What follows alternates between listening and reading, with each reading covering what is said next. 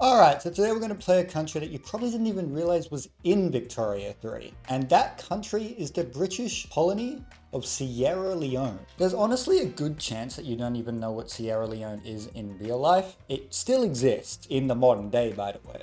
Basically, the story is there was a bunch of freed black slaves in Great Britain, and Great Britain didn't really know what to do with them, and also it wasn't a great time to be a black person in Victorian England at the time, so they just sent them to Africa, and I guess it's probably better for them. They've still got a white guy in power, so I don't know how that's going, but yeah, let's go. Also should say that understanding of Sierra Leone history came from about 2 seconds on Wikipedia, so I very well could have been wrong. But that's okay, I'm leaving that in the video anyway. Now, Sierra Leone is in an interesting position in that our primary culture is actually Afro-Caribbean. So, even though our primary culture is African people, it is not of African people who are actually born in Sierra Leone. What this means, so we go and have a look at our culture chart, the vast majority of our country has virtually no political strength whatsoever. Point being,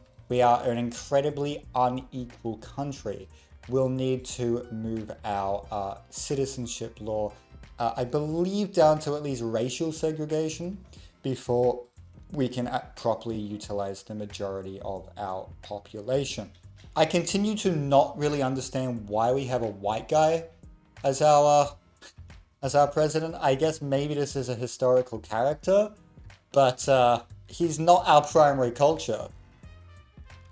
Maybe the British were just like, all right, the black people can go back to Africa, but we still want to rule them, because that does sound like something Britain would do.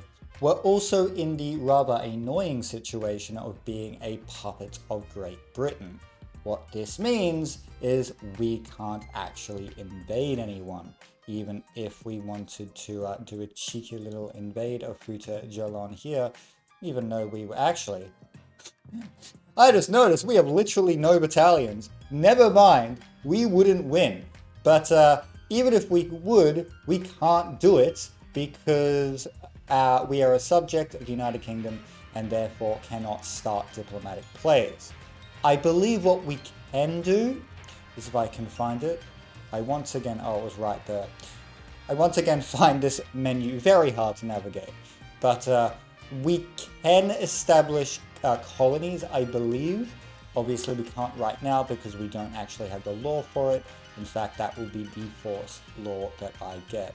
But yeah, the only way that we are going to be able to expand our borders is via colonization, which is rather limiting because obviously our colonization efforts are not going to be anywhere near as powerful as the major powers, and we are surrounded by a few. Our good friends Portugal are up here. Nah, they're not super worrying. France very much is though. France tends to explode outwards from this location. So yeah. We aren't going to get invaded by them because we are protected by our daddy Great Britain, but it's still not going to be great in terms of expansion, at least in the early game. I think my plan later on in this game is to actually try and at least gain more autonomy from our overlord. I believe increased autonomy will allow us to make demands of start diplomatic plays in other countries. We could also just simply try and get independence. That's obviously preferred. We literally have no battalions, so good luck. But I guess a boy can dream, everyone. A boy can dream. I think early plan is to just build a construction sector and then build ourselves two, if I can find it. No, it's not in this menu. Build 2 universities. Just to get the intelligentsia as powerful as possible. Again, we are going to be trying to liberalize our country enough that we can change the citizenship law. Now, in terms of industrialization, we do have the benefit of being within the British market. This makes our lives so much easier. Can you imagine trying to industrialize from this little thing here? We don't actually have that many resources, I don't think. I mean, we do have lumber and iron. We don't have coal. So industrializing from here would be exceedingly difficult if we were not part of the British market. We have colonial resettlement, so awesome, I guess. So I have built a grand total of 1 university, and already the intelligentsia are at 10%. What the fuck?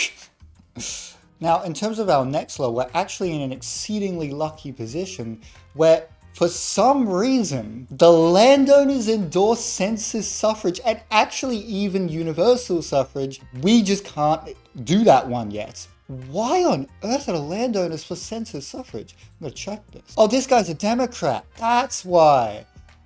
Good job, Georgia. You're saving my country. Unironically, you're the only reason we can democratize it all. Now, before we start colonizing, because we can actually do that now, we are going to have to make a few considerations. First, our money situation is not particularly ideal. At present, we are not hemorrhaging money. We've got a fair bit saved up. However, we have not finished our second university yet. Additionally, we do not actually have an army. So, if we were to start colonizing, we would need to build one just in case we get a native uprising. You know what? I think we just do it anyway. What's the worst that could happen? Well, I just saw something. Ah, I see. Minus 90% from malaria. Now, in terms of what to build next, because we have built out 2 universities, we are, of course, in the situation where we can only employ so many people, but, yep, that's just the inevitable consequence of playing in a tiny country such as this. Anyway, so given that we are in the British market, we should probably play to our strengths of being there, and they need groceries. I think that's what I'm going to do. Groceries tend to be extremely profitable, and we have a lot of infrastructure to spare. So why the hell not? And we have census suffrage. Let's go. Okay. So, this is going to be interesting. I have just realized I don't think we have empiricism. And does that... Yeah, that means we don't actually have a liberal party. The intelligentsia aren't doing anything? Oh no. Well, I guess we're going to have a conservative government for a while, and therefore are not going to be able to go through racial segregation. Oh, actually, we might be able to because... Oh, no, sorry. The rural folk aren't even powerful enough to join a government to begin with. So, ignore what I was going to say. We have to rely on the intelligentsia to get racial segregation, and it doesn't look like that's going to happen anytime soon. In the meantime, I think I'll probably try and get a professional army. Just once again, anything I can do to make the landowners less powerful, as is always done within Victoria 3. That's just the story of my life. Oh, actually, we can bring in the intelligentsia without much of a hit to our legitimacy. I didn't expect that. Usually, it's a way bigger deal. I guess maybe it's because our president here is actually a Democrat. That just happens to work out. Cool. It's actually so lucky that our president is this guy. This bloke right here is making this entire campaign possible. Everyone give a shout out to George Iyer in the comments. Love this man. Oh no. Just imagine like a small, like, black child, grew up in Great Britain as a slave, finally gets released from, like, you know, the worst life imaginable. Then he comes to this place with a 6.6 standard of living and he's like, fuck. What? Oh my god. I actually don't even know how this happened. I noticed when just when you tend to industrialize in the early game, for whatever reason, your standard of living actually just starts to drop rather substantially. It's sort of weird. I don't actually know why, because like, is working at, for example, this food industry really that much worse than what they were doing otherwise? If it is, why the hell would people go and do it in the first place? System doesn't quite make sense to me. But I mean, I don't know. I don't pretend to understand half the shit that's happening in this game.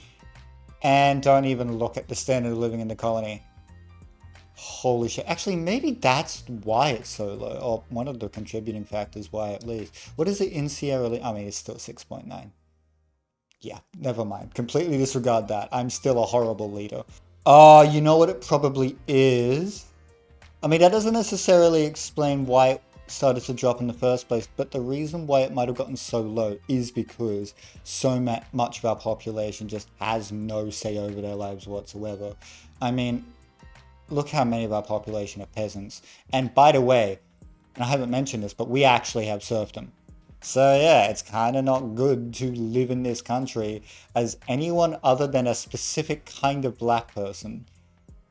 Which seems so bizarre to say, but I guess that's how it is. And we have professional army, and because we still have the intelligentsia in power, we can actually go to racial segregation. Which we goddamn need. Ah! I love how in this game, you can make things like putting in segregation actually be a good thing. And it's not because segregation is good, it's just because national supremacy is worse.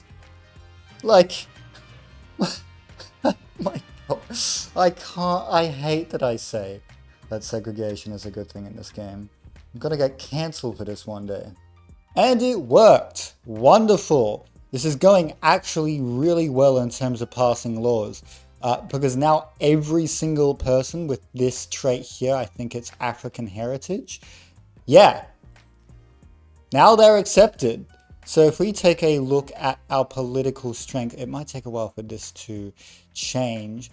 The other issue I did notice is that our official religion is Protestant, whereas most of our country is Sunni.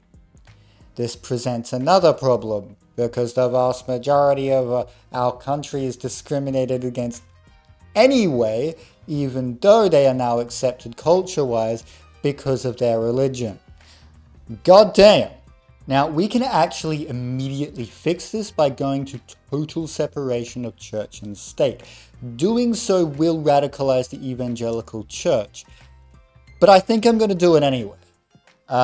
17% clout is not likely to cause a massive revolution that will destroy the entire country, and even if it does, chances are Great Britain will come to my side.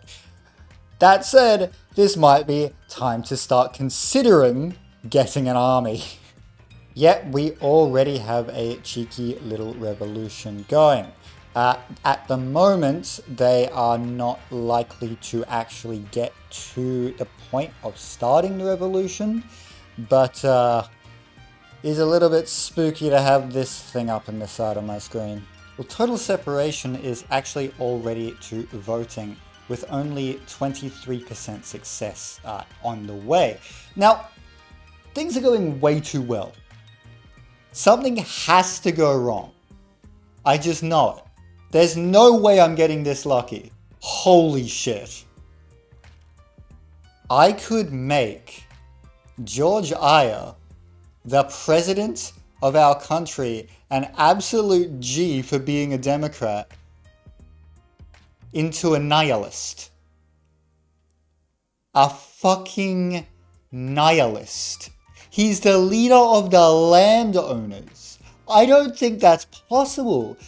At least by normal, like, random generation. I don't think landowner IG leaders can normally be nihilists. You know what, we're doing it. I just want that to happen. That's just kind of fucking cool, to be perfectly honest with you.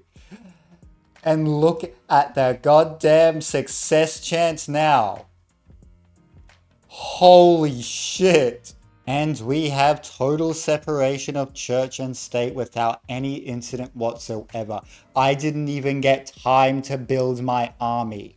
There is now no point to it. This is going way too well. I mean, apart from the fact that I literally haven't got any territory apart from this little smidge here. Why is this going so well?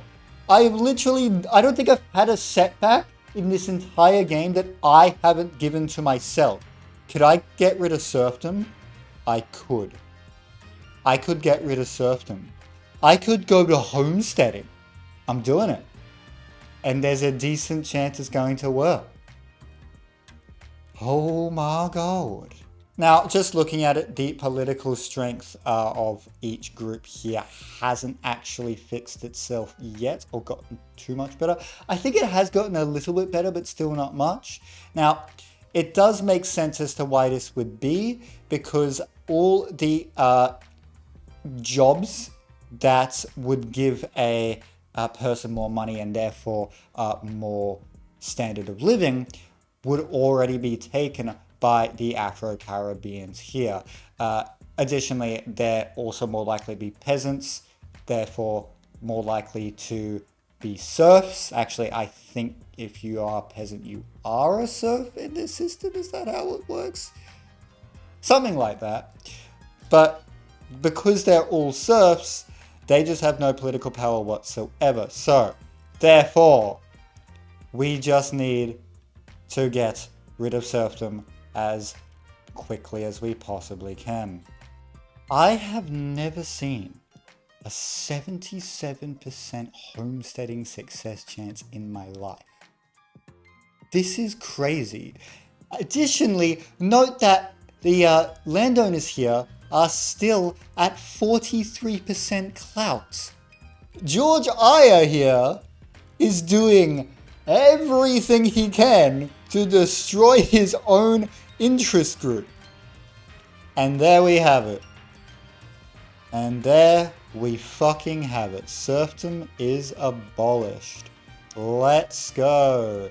Already this is looking far different to what you did before, I presume, because all the serfs are no longer serfs and can vote.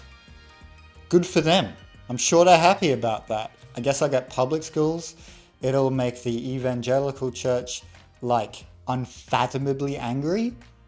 But at this point, I don't fucking care. They can rise up and revolt if they really want to. It doesn't bother me in the slightest. Now, at this point, I'm starting to think about actually trying to attract some immigration into the country because it's simply doing so well that as soon as we get something like multiculturalism, which, to be fair, we are actually a bit far off, when we do, immigration into our country will be way higher, especially because we're already rather democratic. Now, there is an issue to consider here, and that is that if we go to this thing here, migration attraction, we actually get negative 50% because we are an unrecognized power. This is exceedingly annoying because how are we ever going to be able to get recognized? We're not. It's just not damn possible. So unless Great Britain just completely collapses at some point, which does happen occasionally to be fair, it's just simply not going to happen. That said, our attraction is still nearly at 20, and we're getting about 20,000 people a year. That's pretty significant. Yeah, you can see a visible increase in our population as of recently. So I guess things are going okay. And look at these polling results. Oh, George Earl, you have been the greatest landowner leader I have ever seen. But I hate to tell you, my man, your time has come. Because this bloke right here, Ansem Lascelles, he's coming. And I am personally completely down for it. Also, look at this man. He's got some fucking style. God damn. And here it is. Everyone give a shout out to this man. He sacrificed his entire IG. Because, I don't know, I guess he just, like, really fucking hated religion for some reason. Good for him. I'm down for it. And now, yeah. We could actually... The Conservatives are no longer in power at all. It's just the Liberals, and we could probably get the Agrarians in if we need more legitimacy. Okay. Cool. I did not expect this to happen 10 years into the game. And we have public schools. Okay, so as for what to do next, the sky is the goddamn limit. I would like to start doing economics related stuff. The issue is if we do anything whatsoever here, we're probably going to start a revolution from the landowners, but at this point they're only at 18% clout. I think we just do it. My main man George Earl is not going to be happy, but at this point his time is over. So it's not George Earl, it's Georgiah. I'm so sorry, George, I got your name wrong. And after like so long of just not checking this technology screen at all, finally we've unlocked Quinine. This has reduced the amount of time that it takes to colonize something new by so much. And we're at war with France over something up here, I don't actually care. But it's happened. Our main man, Georgiah, I've gotten it wrong again. Wait, he's an authoritarian now? He was a Democrat at the start of the game. What the fuck is this man's character arc? Okay, well, fuck you, I guess. I'm speechless. You've betrayed me. This is like the worst I've ever felt about a character in my life. I love this man so much. And he has ruined my entire perception. I thought that the landowners could actually be good for once in my life, but I was wrong. And, and he has betrayed me. Well, everyone, I have an incredible announcement. We have colonized our second province in this state. This is the greatest achievement of my life. Only took us 16 years. Okay, now that we've got Quinine, and also we are increasing our institution for colonial affairs. Now that that's all happened, it doesn't take that long at all to colonize a new province. Well, I say that not that long at all. I do mean it does still take a year, but that was much better than it used to be, where it was literally 10,000 days or something ridiculous. And we have interventionism. Let's go. Okay, immediately I'm going to use this to pivot into per capita taxation. That should give us a whole lot more money, which will enable us to grow our economy even faster. I also want to start thinking about getting probably protectionism, get a whole 17 pounds. That'll really change things for me. But no, mercantilism is kind of just not what I want in the slightest. So we're going to go to protectionism. And we have per capita taxation. And oh my god, look how much money we're making now. I will now be able to have a construction industry that won't bankrupt me. That's always fun. Anyway, I realized what I said earlier about getting protectionism didn't actually make any sense. So instead, I think I will be getting appointed bureaucrats. It will piss off the landowners, but they literally have 10%. That's tiny. That's dropped even from when I last checked. But yeah, obviously the plus 25 political strength of bureaucrats is ideal. Also, I just noticed that because we have the Afro-Caribbean culture, we can form the West Indies. That's over here. That's so silly. Like, I understand why it's in the game, but I should not be able to form the West Indies. We have reached the inevitable point of the game, where we are having infrastructure issues. Luckily, we can research railways right away, and it would only take 35 months, which isn't ideal, but could be way worse. Yeah, okay, we also don't actually have any authority to deal with this quickly. Okay, oh, actually, I forgot I was doing something. I am bolstering these blokes. Let's stop doing that. Oh, I don't think that... Oh, no, we can do road maintenance. Let's go! Okay. And we have appointed bureaucrats. I'll talk about what we should get instead next. I just realized we can colonize Mauritania if we want to. Do we want to? You know what? Fuck it. Okay, this could get me in conflict with this big boy here. That's okay. I'm happy to do that. Okay, I think we're going to take this opportunity of our country not really being that close to imminent collapse to try and get ourselves cultural exclusion. It won't actually do anything for the people who are currently living here. I think it will just increase immigration attraction to more people, more kinds of people. That sounds really bad. Yeah, it'll just allow more people to immigrate to our country, which we do want. We're actually doing quite well in terms of immigration at the moment. I would like to get this gradient here to be even steeper. And for the second game in a row, America is a presidential dictatorship. Why does this happen now?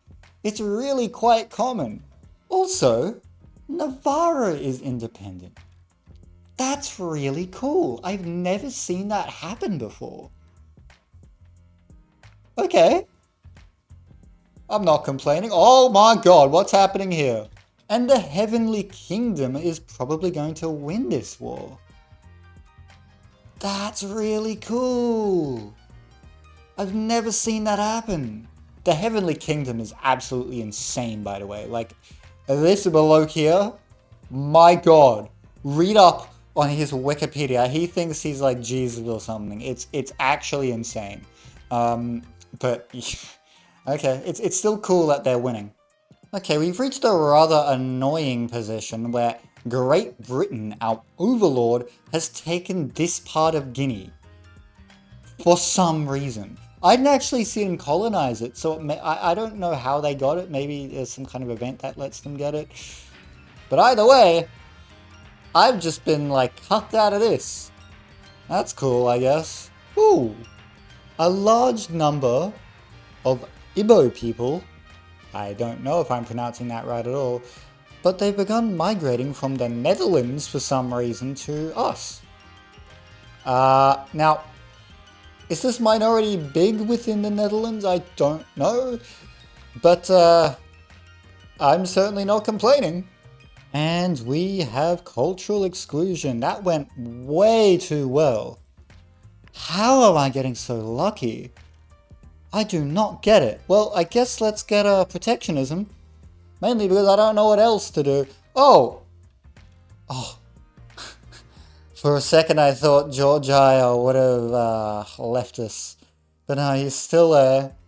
Still seething that he has created the country that has disempowered his interest group to what it is today. Well, take the L, I guess. Holy shit. I've never seen this happen before in Victoria 3. That's pretty cool. I mean, obviously not, because this guy's insane, so good luck to Chinese people, but damn. There's a Protestant Chinese Empire. Oh, damn it. Britain is also colonizing Mauritania. That's just everywhere I want to be. It's so annoying. And we have protectionism. I don't think that's literally doing anything for us right now. And I honestly don't know where to take this. I could give women the right to exist. That'll be cool. Other than that, yeah, I guess that's what we're doing. Shout out to women. We could get rid of censorship as well. That might cause too many issues. I think we're gonna give women rights. Oh, now Liberia is colonizing Guinea. I've never seen them do that.